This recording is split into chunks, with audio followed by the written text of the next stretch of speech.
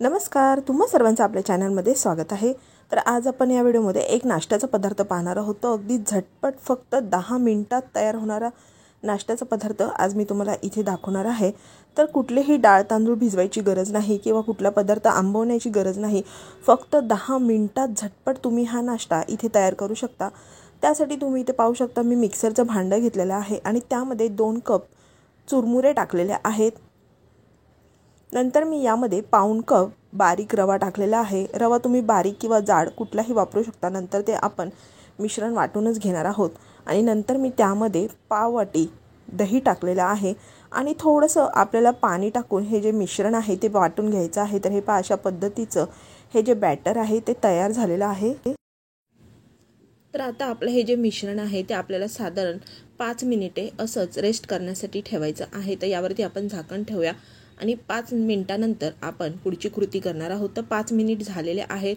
हे पहा, हे मिश्रण आपल्याला थोडंसं असं घट्ट वाटत असेल तर तुम्ही यामध्ये थोडंसं पाणी नंतर ॲड करू शकता। तर सर्वप्रथम आपण यामध्ये काही भाज्या टाकणार आहोत।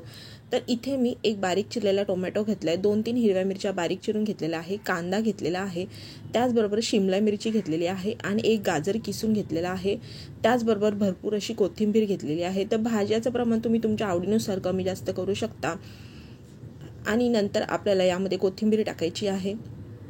तर कोथिंबीर भरपूर टाका। कोथिंबीर टाकल्यामुळे या नाश्त्याच्या पदार्थाला खूप छान अशी चव येते आणि या सर्व भाज्या टाकल्यानंतर आपल्याला हे व्यवस्थित या बॅटरमध्ये मिक्स करून घ्यायचं आहे। तर लहान मुलं भाज्या वगैरे खायला कंटाळा करतात, तर त्यावेळेस तुम्ही त्यांना टिफिनला वगैरे सकाळच्या घाईमध्ये देखील शाळेत जाताना मुलांना डब्याला हा पदार्थ तुम्ही नक्की बनवून देऊ शकता। मुलं नक्कीच आवडीने खाणार आहेत। चवीला अप्रतिम असा हा पदार्थ लागतो। अगदी 10 मिनिटात तयार होतो। सकाळच्या घाईच्या वेळेस तुम्ही हा पदार्थ नक्की बनवू शकता।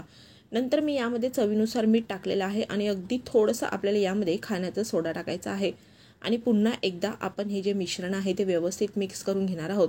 तर हे थोडंसं बॅटर मला घट्ट वाटते, त्यामुळे मी यामध्ये थोडंसं पाणी ॲड करणार आहे। तर पाणी ॲड करून तुम्ही तुमच्या बॅटरची कन्सिस्टन्सी ॲडजस्ट करू शकता। तर हे पहा, अशा पद्धतीचं हे आपलं जे बॅटर आहे ते तयार झालेलं आहे। तर आता आपण हा पदार्थ बनवायला घेऊया। तर इथे मी डोश्याचा पॅन घेतलेला आहे आणि त्याला थोडंसं ऑइलने आपल्याला ग्रीस करून घ्यायचं आहे।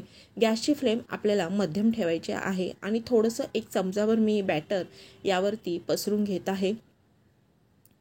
तर अगदी पटकन असा हा नाश्ता तयार होतो। तर हे पहा, अशा पद्धतीने आपल्याला हे जे बॅटर आहे ते पसरून घ्यायचं आहे आणि नंतर मी यावरती थोडासा सांबार मसाला टाकत आहे, त्यामुळे या पदार्थाची चव आणखीनच वाढणार आहे।